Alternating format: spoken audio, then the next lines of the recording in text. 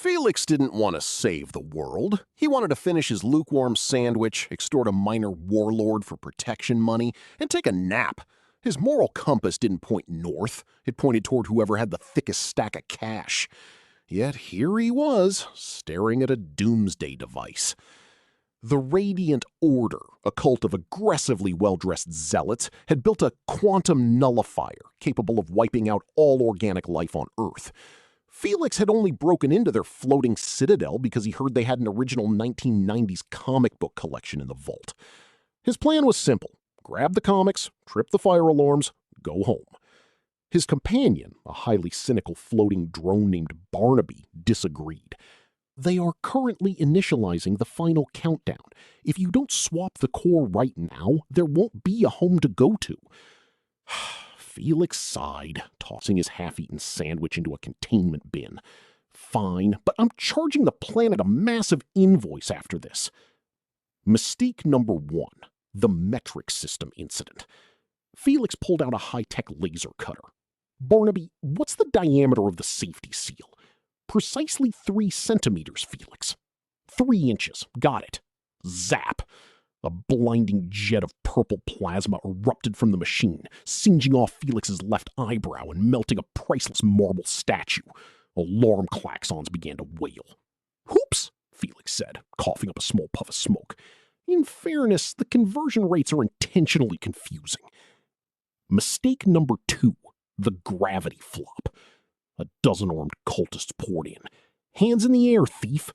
Felix raised his hands. "But before you execute me, I think you should know I rigged your gravity stabilizers." He slammed his palm onto a glowing blue button. He had intended to float up to the ceiling and escape. Instead, a robotic voice echoed, "Maximum gravity engaged." The gravity tripled. Everyone hit the floor, including Felix, face first, nose squished against the metal grating.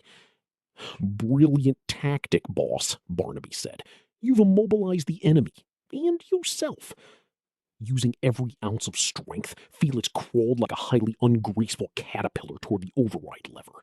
With a final agonizing lunge, he punched it. Gravity returned. Everyone gasped. Felix grabbed a plasma rifle and shot out the door controls, trapping the guards. Now came the moment of truth. 45 seconds left on the countdown. "Barnaby, no more mistakes. How do we disarm this piece of junk?" "You need to input the universal override code. Type this exactly.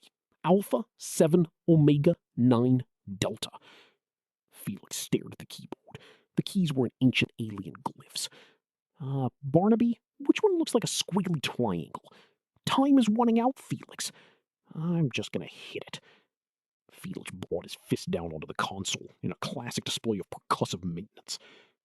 The countdown froze at 3 seconds. The red glow faded to a gentle blue. A soft chime. "System deactivated.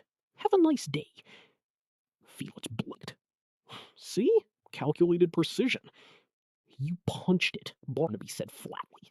"You literally punched a multi-trillion-dollar weapon of mass destruction." "But did the world end?" "No." He reached into a display case and pulled out a pristine vintage comic book. "Spoils of War." As global authorities arrived to arrest the cultists, Felix was already slipping out the back cargo bay into his getaway ship. He didn't stick around for the medals or the speeches, mainly because he had also accidentally stolen the Prime Minister's personal hover yacht.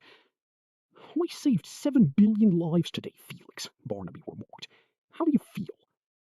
Felix looked at his missing eyebrow in the mirror, took a bite of his slightly singed sandwich, and cracked open his comic book. "I feel like tomorrow the world owes me a free breakfast."